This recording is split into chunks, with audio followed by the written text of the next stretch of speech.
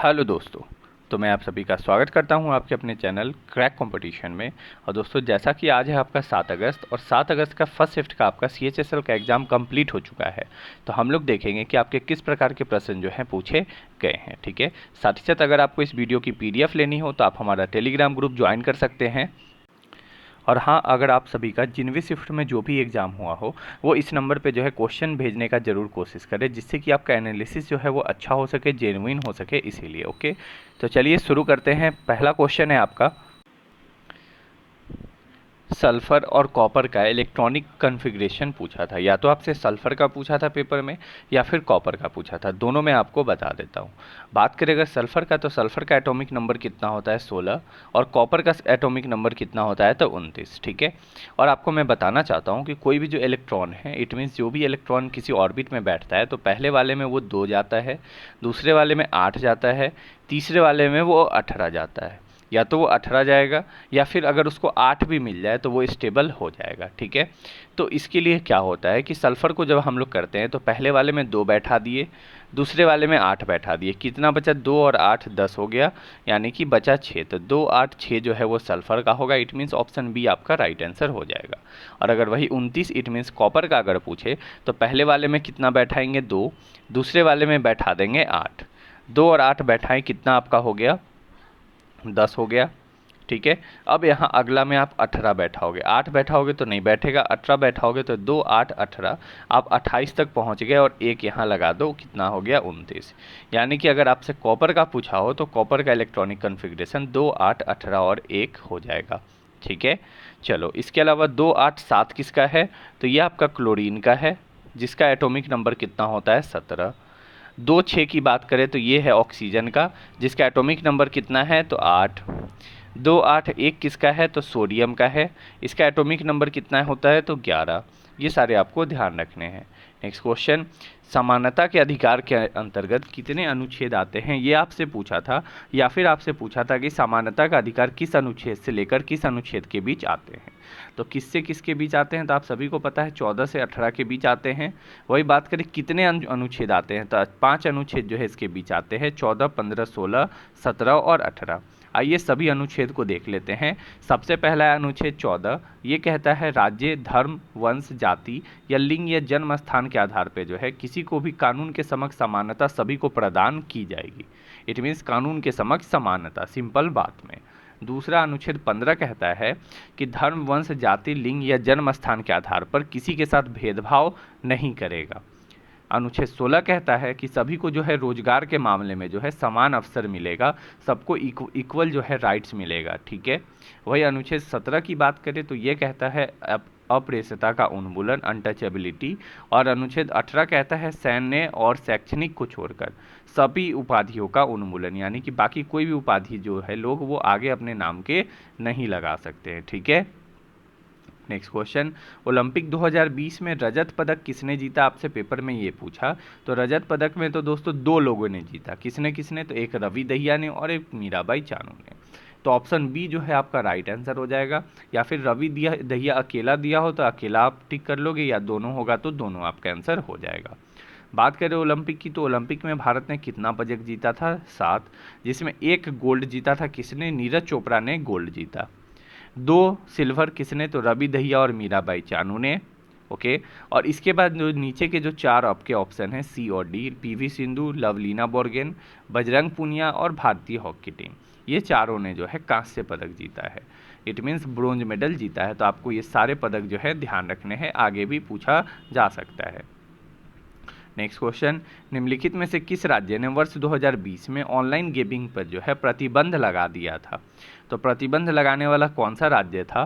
तो इसका right answer आपका हो जाएगा आंध्र प्रदेश। क्या हो जाएगा? आंध्र प्रदेश ने जो है प्रतिबंध लगा दिया था। ठीक है, नेक्स्ट क्वेश्चन, विधि का शासन जो है वो किस देश के संविधान से लिया गया है? ये पूछा था। और शायद एक सवाल और आपके कुछ आयरलैंड के संविधान से भी आया था। आपने कमेंट करके बताना है कि दोनों था या फिर सिर्फ एक ही क्वेश्चन था, आपको कमेंट करना है। ठीक है, आयरलैंड के संविधान से ज़्यादा आपसे DPSP पूछ लेगा, क्योंकि वही आपसे जो है अधिकतर पूछा जाता है। वही विधि का शासन बात करें तो ये जो है ब्रिटेन के संविधान से लिया गया है। कहाँ से? ब्रिटेन के संविधान से। आइए अब हम लोग देख लेते हैं कि कहाँ से संविधान में क्या क्या लिया गया है। तो जिसमें सबसे महत्वपूर्ण रोल तो आपका भारत सरकार अधिनियम 1935 का है, जहाँ से क्या क्या लिया गया। तो संघीय योजना ली गई, राज्यपाल का कार्यालय, न्यायतंत्र, लोक सेवा आयोग यूपीएससी, आपातकालीन प्रावधान, ये सारे जो हैं यहाँ से लिए गए हैं। ब्रिटेन की बात करें तो एक इम्पॉर्टेंट है संसदीय सरकार, ठीक है, कानून का शासन, विधायी प्रक्रिया, एकल नागरिकता है, ये भी इम्पोर्टेंट है, ठीक है। इसके अलावा बात करें कैबिनेट प्रणाली, विशेषाधिकार जो रिट लगता है आपका सुप्रीम कोर्ट में अनुच्छेद 32 के तहत, संसदीय विशेषाधिकार और द्वि सदन, सारे आपके इम्पोर्टेंट है, कोई भी आपसे पूछ सकता है। आयरलैंड की बात करें तो आयरलैंड से एक ही इम्पोर्टेंट जो कि सबसे ज़्यादा पूछा जाता है हमेशा, वो नीति निर्देशक सिद्धांत पूछा जाता है, जो कि अनुच्छेद 36 से लेकर अनुच्छेद 51 के बीच आता है।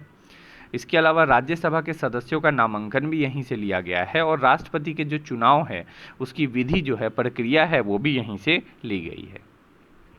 नेक्स्ट क्वेश्चन, संयुक्त राज्य अमेरिका के संविधान से क्या क्या लिया गया है। अगर हम लोग ये देखें तो राष्ट्रपति का महाभियोग, सर्वोच्च न्यायालय और उच्च न्यायालय के जो न्यायाधीश हैं उनको हटाने की प्रक्रिया, इससे भी इम्पोर्टेंट एक मौलिक अधिकार, और दूसरा जो प्रस्तावना है वो सबसे इम्पोर्टेंट आपसे मौलिक अधिकार पूछेगा और प्रस्तावना, ये दोनों बिल्कुल आपसे पूछेगा।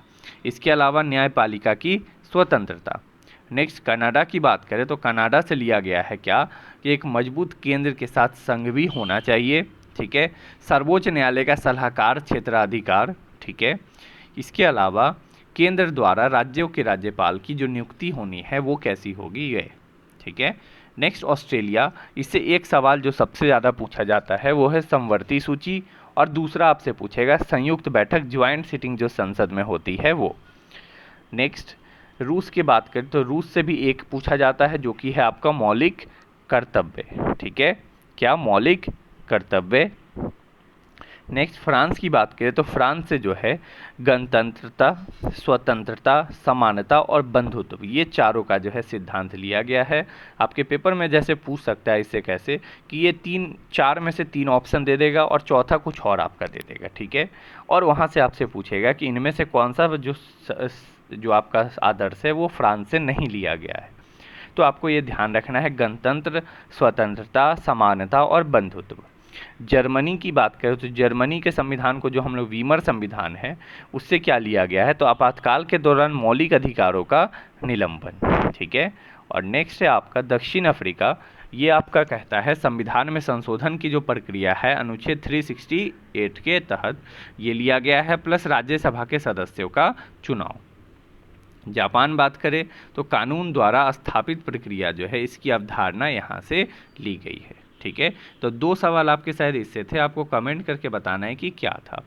नेक्स्ट क्वेश्चन है, निम्नलिखित में से कौन से भारतीय नर्तक को सबसे कम उम्र में पद्म विभूषण पुरस्कार से जो है सम्मानित किया गया।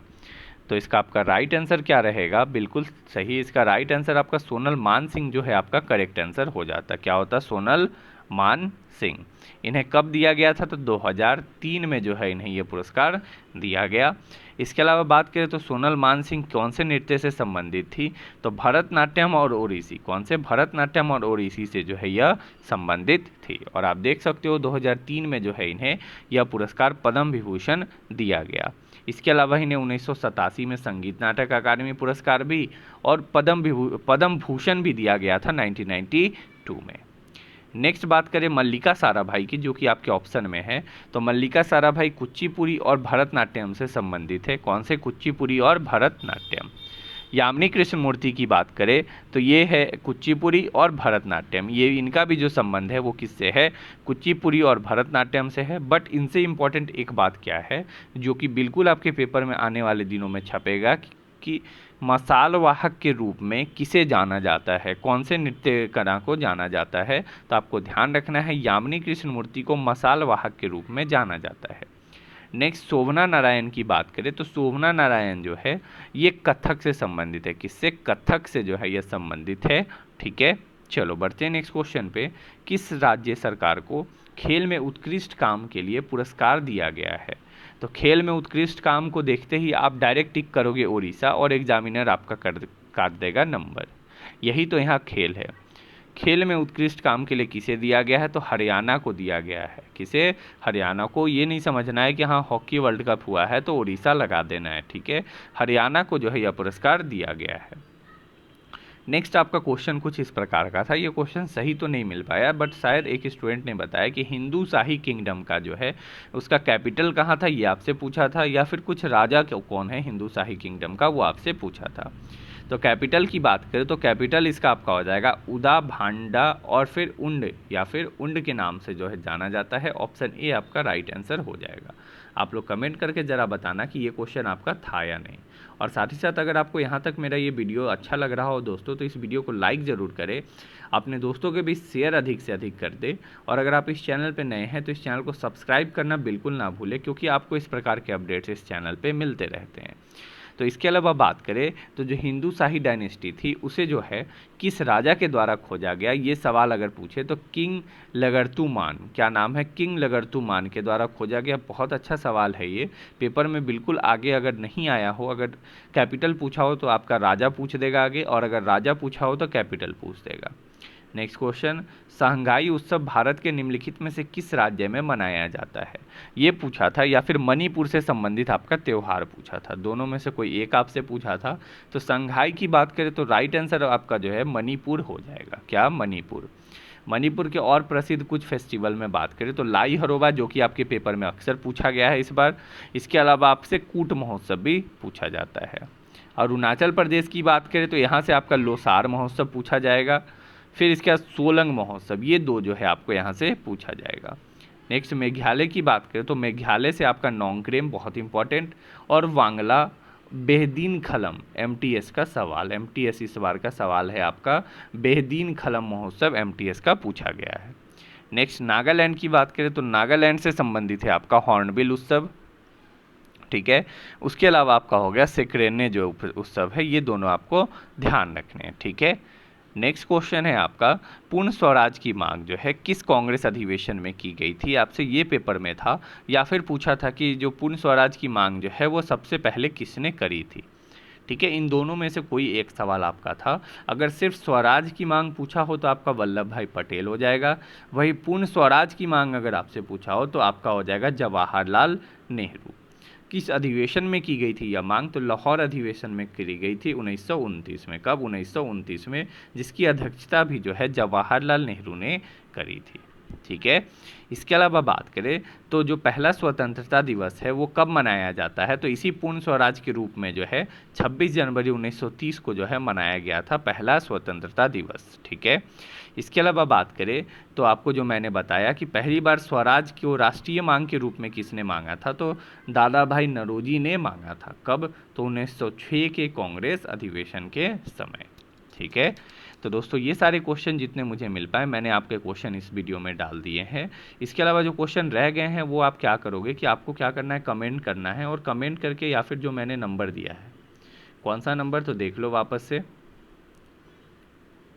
हाँ ये जो मैंने नंबर दिया है आपको इस पर व्हाट्सएप या टेलीग्राम कर देना है, जिससे कि मैं आपका पीडीएफ जो हूँ जब शाम में अपडेट करूँ तो उसमें आपको जो है पूरी क्वेश्चन मिल जाए।